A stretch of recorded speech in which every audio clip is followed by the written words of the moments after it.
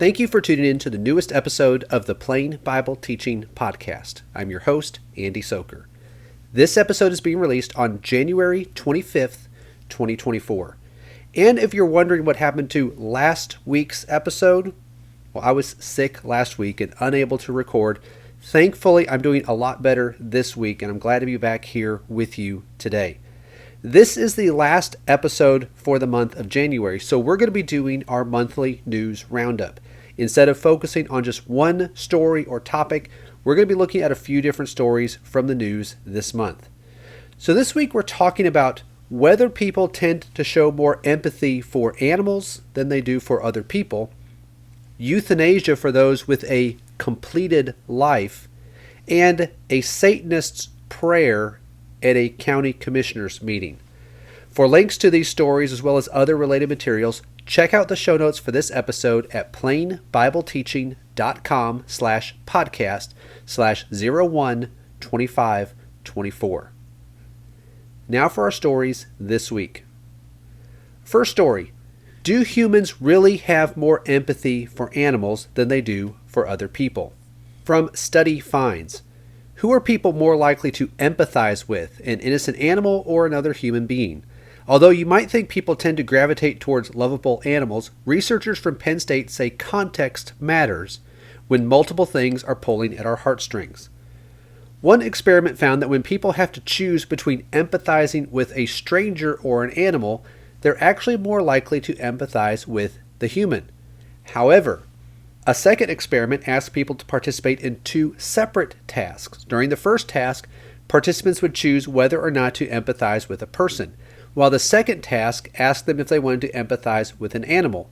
This time around, people were much more likely to show empathy toward animals over other humans. We've talked before on the podcast about people's attitude toward pets, how they find purpose in their pets, how they idolize their pets, how some people choose pets over having babies. We'll have links to all those in the show notes if you want to listen to those episodes. But this story, because of these other discussions we've had, it caught my attention, and I pessimistically expected to see that people empathize with pets more than they do with humans. But according to that excerpt that we just read, it's a little bit complicated. Given a direct choice, empathize with this human being over here or this animal over here, people would choose to empathize with the human being. And that's good because people, and not animals, have been made in the image of God. Paul told the brethren in Thessalonica to abound in love for one another and for all people. But the results changed when people were asked to choose between a human and an animal, as opposed to when they had two separate choices to make, and they decided separately. The story goes on and says, it's possible that if people are seeing humans and animals in competition, it might lead to them preferring to empathize with other humans, Professor Cameron says in a university release.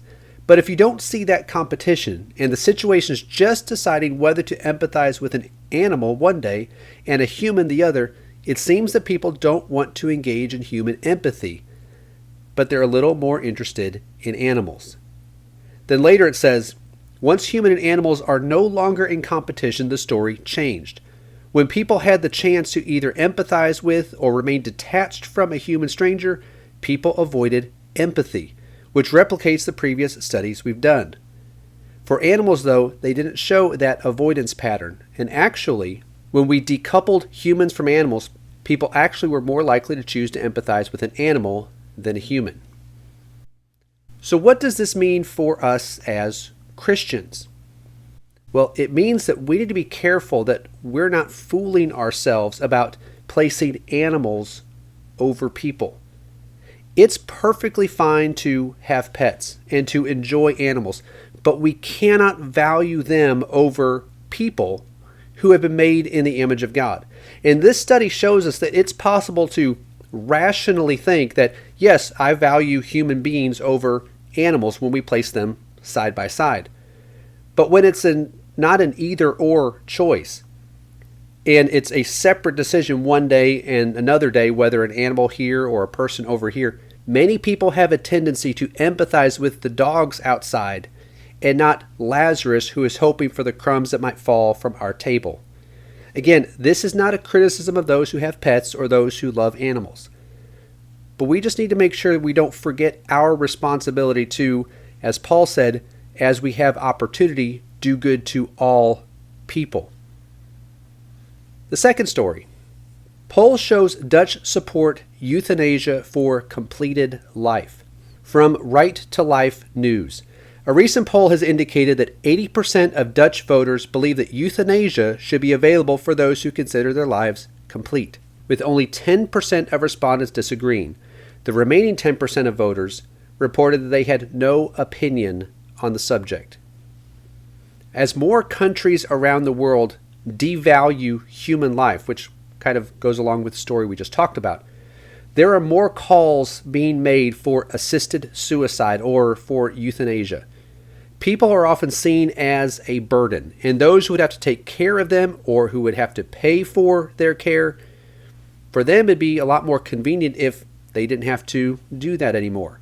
So in this poll, it was not about euthanasia for those who were suffering or for those who were about to die from some horrible disease. It was just for those who believed their lives were complete. On that idea, consider what the Apostle Paul wrote when he wrote to Timothy in 2 Timothy chapter 4. For I am already being poured out as a drink offering, and the time of my departure has come.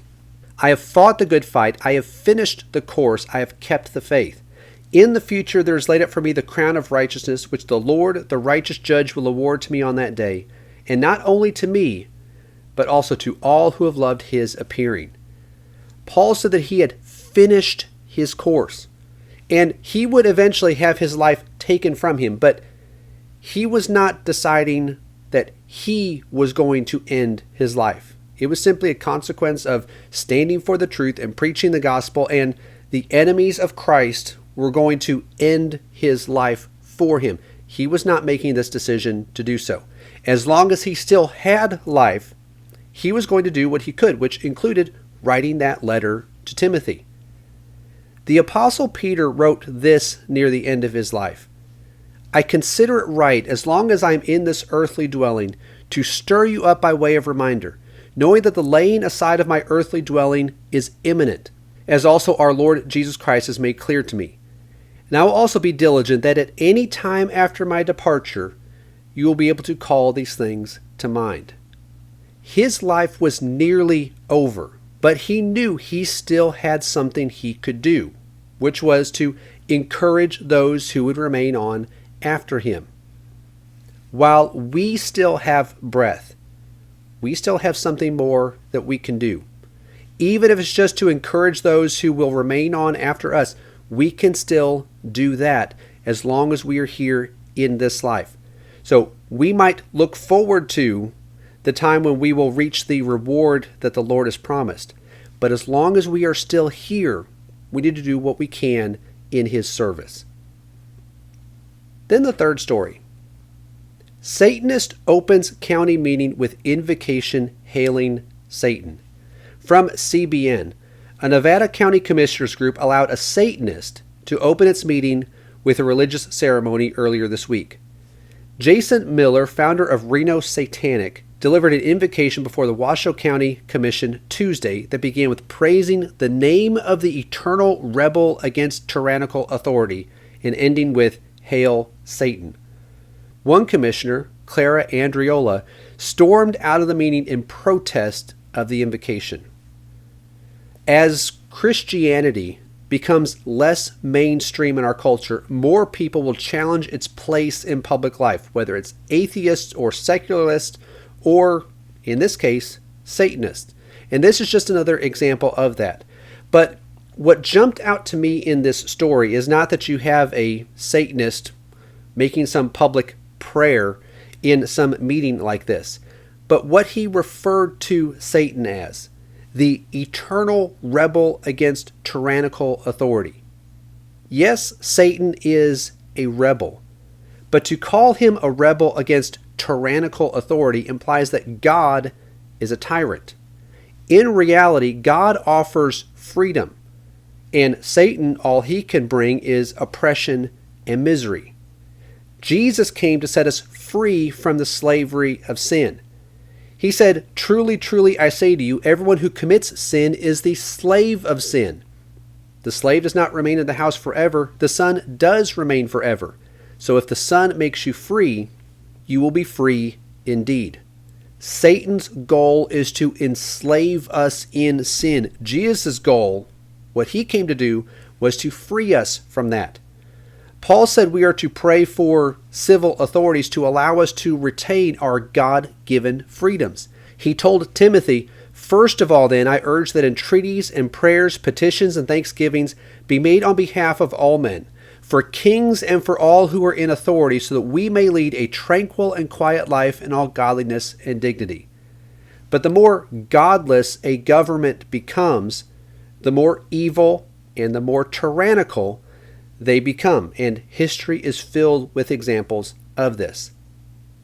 In the beginning, Satan promised Eve freedom from God's rules, yet the result was that they lost the freedom, the blessings, and the fellowship with God that they enjoyed in the garden. Peter warned that false teachers promise freedom while they themselves are slaves of corruption. And Satan promises us freedom while he has been committed to pits of darkness that are reserved for judgment. The only true freedom is found in the Lord, and he frees us from the bondage of sin. Satan, all he is wanting to do is to bring us back into bondage, not offer us freedom, because he can't do that. He's trying to bring us back into bondage. The Lord is offering us freedom from that. That's all for this week. Thank you for listening to the Plain Bible Teaching Podcast. I hope you found this to be interesting, informative, and helpful. For links to the stories we talked about and other related materials, visit the show notes for this episode at plainbibleteaching.com/podcast/012524. If you have a moment to rate and review the podcast or share it with those who are interested, then that is always appreciated. And if you're listening to this, remember that we also upload video versions of the podcast to the Plain Bible Teaching YouTube channel. So if you prefer to watch this on video, then that option is there for you. And if you are watching this on YouTube, please like this video and subscribe to the channel so you can see the other videos that we post here from time to time. And if you see a news story or have some topic that you think would make for a good discussion here on the podcast, send that to me at andy@plainbibleteaching.com. Thanks again for listening, and I hope to talk to you again next week.